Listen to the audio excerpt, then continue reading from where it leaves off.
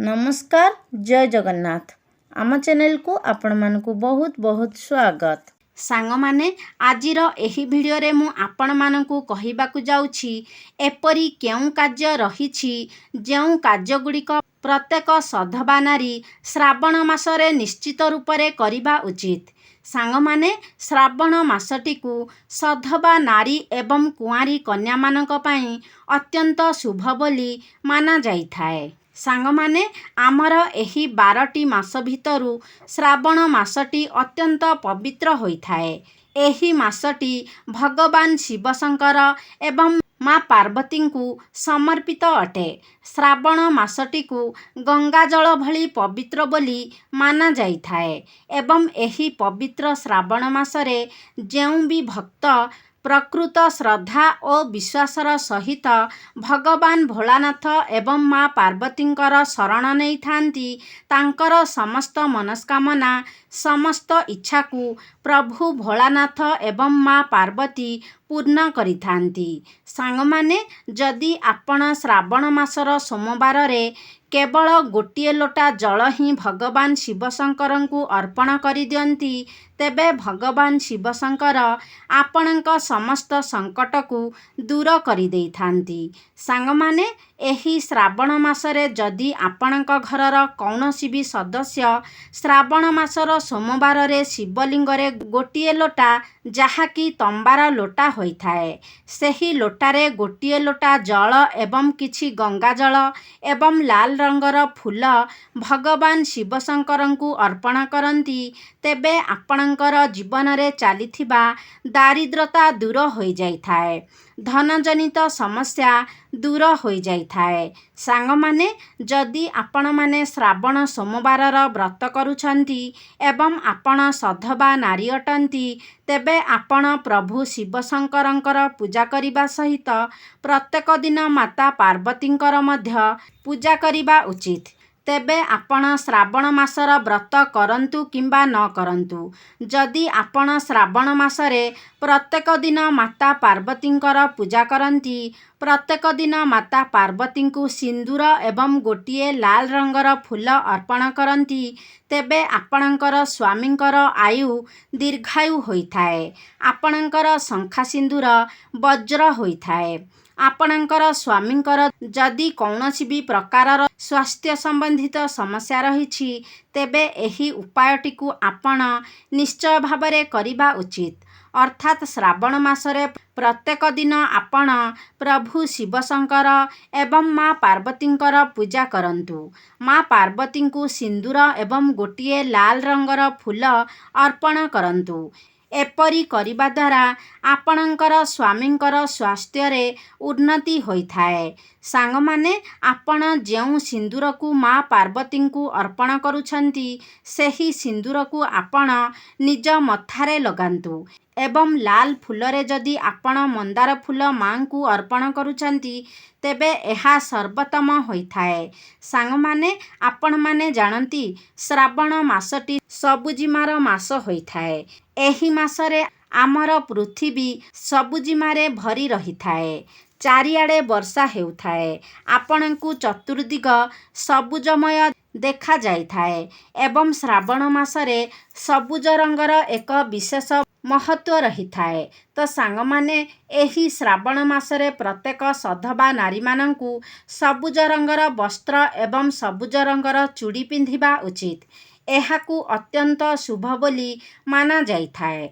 श्रावण मासरे सबुज रंगर वस्त्र सबुज रंगर चूड़ी पिंधिबा द्वारा आपणंकु भगवान शिवशंकर एवं माँ पार्वतींकर विशेष कृपा प्राप्त होइथाए आपणंकु अखंड सौभाग्यवतीर कृपा प्राप्त होइथाए।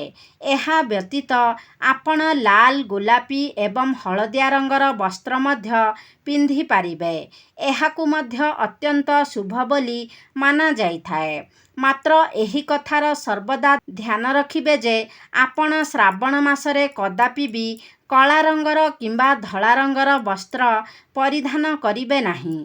विशेष करी सधबा नारी माने କଳା ରଙ୍ଗ କିମ୍ବା ଧଳା ରଙ୍ଗର ବସ୍ତ୍ର ପରିଧାନ କରିବେ ନାହିଁ। ତୃତୀୟରେ, ଆପଣ ଶ୍ରାବଣ ମାସରେ କଦାପି ବି ନିଜର ବେକକୁ ଖାଲି ରଖନ୍ତୁ ନାହିଁ। ଆପଣ ଯଦି ସଧବା ନାରୀ ଅଟନ୍ତି ତେବେ ବେକରେ ମଙ୍ଗଳସୂତ୍ର ନିଶ୍ଚୟ ପିନ୍ଧନ୍ତୁ। ଯଦି ମଙ୍ଗଳସୂତ୍ର ପିନ୍ଧି ପାରୁନାହାନ୍ତି ତେବେ କୌଣସି ଏକ ମାଳି ନିଶ୍ଚୟ ପିନ୍ଧନ୍ତୁ। ମୋତିର ମାଳି ଆପଣ ପିନ୍ଧିପାରିବେ, ମାତ୍ର ବେକକୁ କେବେ ସମ୍ପୂର୍ଣ୍ଣ ରୂପରେ ଖାଲି ରଖନ୍ତୁ ନାହିଁ। ଏହା ବ୍ୟତୀତ ଆପଣ ଶ୍ରାବଣ ମାସରେ ନିଜର ମଥାକୁ କେବେ ବି ଖାଲି ରଖନ୍ତୁ ନାହିଁ। ଆପଣମାନେ ଜାଣନ୍ତି ଆଜିର ଆଧୁନିକ ଯୁଗରେ ଏପରି ଅନେକ ବିବାହିତ ମହିଳା ଅଛନ୍ତି ଯେଉଁମାନେ ସିନ୍ଦୁରକୁ ସେତିକି ପ୍ରାଧାନ୍ୟ ଦେଉନାହାନ୍ତି। ତେବେ ସାଙ୍ଗମାନେ, ଆପଣମାନେ ମନେ ରଖିବା ଉଚିତ ଯେ ଜଣେ ସଧବା ନାରୀ ପାଇଁ ସିନ୍ଦୁରର ମହତ୍ତ୍ୱ ବହୁତ ଅଧିକ ରହିଥାଏ। ଏହି ସିନ୍ଦୁର ଜଣେ ସ୍ୱାମୀଙ୍କର ଦୀର୍ଘାୟୁ ଏବଂ ସଫଳତାର କାମନା କରି ଗୋଟିଏ ସ୍ତ୍ରୀ ନିଜର ମଥାରେ ଭରିଥାଏ। ତେବେ ସାଙ୍ଗମାନେ, ଏହି ଶ୍ରାବଣ ମାସରେ, ଏହି ପବିତ୍ର ଶ୍ରାବଣ ମାସରେ ଆପଣ କଦାପି ବି ନିଜର ମଥାକୁ ଖାଲି ରଖନ୍ତୁ ନାହିଁ। ମଥାକୁ ସର୍ବଦା ସିନ୍ଦୁରରେ ଭରି ରଖନ୍ତୁ। ଏପରି କରିବା ଦ୍ୱାରା ଆପଣଙ୍କ ସ୍ୱାମୀଙ୍କୁ ଦୀର୍ଘାୟୁ ପ୍ରାପ୍ତ ହୋଇଥାଏ। ଭଗବାନ ଶିବ ଶଙ୍କର ଏବଂ ମାତା ପାର୍ବତୀଙ୍କର ଆଶୀର୍ବାଦ ପ୍ରାପ୍ତ ହୋଇଥାଏ। ଆପଣଙ୍କ ସ୍ୱାମୀଙ୍କୁ ଦୀର୍ଘାୟୁ ପ୍ରାପ୍ତି ହେବା ସହିତ ତାଙ୍କର ଉନ୍ନତି ମଧ୍ୟ ହୋଇଥାଏ। ସାଙ୍ଗମାନେ, ଶ୍ରାବଣ ମାସରେ ସିନ୍ଦୁର କିଣିବା ଏବଂ ସିନ୍ଦୁର ଦାନ କରିବା ମଧ୍ୟ ଅତ୍ୟନ୍ତ ଶୁଭ ବୋଲି ମାନାଯାଇଥାଏ। ତ ଶ୍ରାବଣ ମାସରେ ଆପଣ ସିନ୍ଦୁର କିଣିପାରିବେ ଏବଂ ସିନ୍ଦୁର କିଣି ଅନ୍ୟ ସଧବା ନାରୀମାନଙ୍କୁ ଉପହାର ସ୍ୱରୂପ ମଧ୍ୟ ଦେଇପାରିବେ। ଏହା ଅତ୍ୟନ୍ତ ଶୁଭ ବୋଲି ମାନାଯାଇଥାଏ। ସାଙ୍ଗମାନେ, ପ୍ରତ୍ୟେକ ସଧବା ନାରୀମାନଙ୍କ ପାଇଁ 16 ଶୃଙ୍ଗାର ଅତ୍ୟନ୍ତ ଗୁରୁତ୍ୱପୂର୍ଣ୍ଣ ହୋଇଥାଏ। ତ ସାଙ୍ଗମାନେ, ଆପଣମାନେ ଯଦି ଏହି ଶ୍ରାବଣ ମାସରେ 16 ଶୃଙ୍ଗାର କରନ୍ତି ତେବେ ଆପଣଙ୍କର ସ୍ୱାମୀଙ୍କର ଆୟୁରେ ବୃଦ୍ଧି ହୋଇଥାଏ। ଆପଣଙ୍କୁ ଅଖଣ୍ଡ ସୌଭାଗ୍ୟବତୀର ଆଶୀର୍ବାଦ ପ୍ରାପ୍ତ ହୋଇଥାଏ। ଶ୍ରାବଣ ମାସରେ ଆପଣ ଶୃଙ୍ଗାର ଦ୍ରବ୍ୟ କିଣିକି ଆଣିପାରିବେ ଏବଂ ଶୃଙ୍ଗାର ଦ୍ରବ୍ୟ ଦାନ ମଧ୍ୟ କରିପାରିବେ। ଆପଣ ଯଦି ଶ୍ରାବଣ ମାସରେ କୌଣସି ସଧବା ନାରୀଙ୍କୁ ଶୃଙ୍ଗାର ଦ୍ରବ୍ୟ ଉପହାର ସ୍ୱରୂପ ଦିଅନ୍ତି କିମ୍ବା ପରିବାରରେ ହେଉ କିମ୍ବା ପରିବାର ବାହାରେ ହେଉ କୌଣସି ବି ସଧବା ନାରୀଙ୍କୁ ଶୃଙ୍ଗାର ଦ୍ରବ୍ୟ ଦାନ କରନ୍ତି, ଉପହାର ସ୍ୱରୂପ ଦିଅନ୍ତି, ତେବେ ଏହାଦ୍ୱାରା ଆପଣଙ୍କ ଗୃହରେ ସ୍ଥାୟୀ ଲକ୍ଷ୍ମୀଙ୍କର ବାସ ହୋଇଥାଏ। ଆପଣଙ୍କ ଗୃହର ସଦସ୍ୟମାନଙ୍କର ଉନ୍ନତି ହୋଇଥାଏ। ଗୃହର ଧନଧାନ୍ୟ ଜନିତ ସମସ୍ତ ସମସ୍ୟା ଦୂର ହୋଇଯାଇଥାଏ ଏବଂ ଆପଣଙ୍କ ଗୃହରେ ସୁଖ ସମୃଦ୍ଧିର ବୃଦ୍ଧି ହୋଇଥାଏ। ସ୍ୱାମୀ ସ୍ତ୍ରୀଙ୍କ ମଧ୍ୟରେ ଭଲ ପାଇବାର ବୃଦ୍ଧି ହୋଇଥାଏ। ତେବେ ସାଙ୍ଗମାନେ, ଆପଣମାନେ ଏହି କଥାର ଧ୍ୟାନ ରଖିବେ ଯେ ଆପଣ ଯେଉଁ ଶୃଙ୍ଗାର ଦ୍ରବ୍ୟ ଦାନ ଦେଉଛନ୍ତି କିମ୍ବା ଉପହାରରେ ଦେଉଛନ୍ତି ତାହା ଆପଣ ନୂଆ କରି କିଣିକି ଆଣିକି ଦେବେ। ନିଜର ବ୍ୟବହାର ଶୃଙ୍ଗାର ଦ୍ରବ୍ୟ କେବେ ବି କାହାକୁ ଦାନ କରିବେ ନାହିଁ କିମ୍ବା କାହାକୁ ଉପହାର ସ୍ୱରୂପ ମଧ୍ୟ ଦେବେ ନାହିଁ। ସାଙ୍ଗମାନେ, ଏହି ଶ୍ରାବଣ ମାସରେ ସଧବା ନାରୀ ହୁଅନ୍ତୁ କିମ୍ବା କୁଆଁରୀ କନ୍ୟା ହୁଅନ୍ତୁ, ନିଜ ହାତରେ ମେହେନ୍ଦି ଲଗାଇବା ଅତ୍ୟନ୍ତ ଶୁଭ ବୋଲି ମାନାଯାଇଥାଏ। ଶ୍ରାବଣ ମାସରେ ଆପଣ ନିଜ ହାତରେ ମେହେନ୍ଦି ଲଗାଇବା ଦ୍ୱାରା ଆପଣଙ୍କୁ ମାତା ପାର୍ବତୀଙ୍କର ବିଶେଷ କୃପା ପ୍ରାପ୍ତ ହୋଇଥାଏ।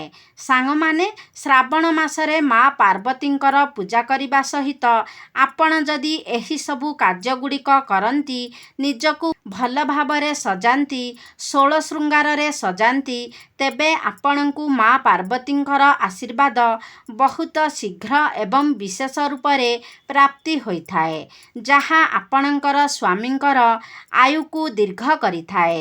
ସାଙ୍ଗମାନେ, ଆପଣ ଏହି ଶ୍ରାବଣ ମାସରେ ଛୋଟ ଛୋଟ କନ୍ୟାମାନଙ୍କୁ ଚୁଡ଼ି, ପାଉଁଜି, ବିନ୍ଦି ଏସବୁ ଉପହାର ସ୍ୱରୂପ ଦିଅନ୍ତି, ତେବେ ଆପଣଙ୍କୁ ନବଦେବୀଙ୍କର ଆଶୀର୍ବାଦ ପ୍ରାପ୍ତ ହୋଇଥାଏ। ଆପଣଙ୍କୁ ମା ଲକ୍ଷ୍ମୀ, ମା ପାର୍ବତୀ ଏବଂ ମା ସରସ୍ୱତୀଙ୍କର ବିଶେଷ କୃପା ପ୍ରାପ୍ତି ହୋଇଥାଏ।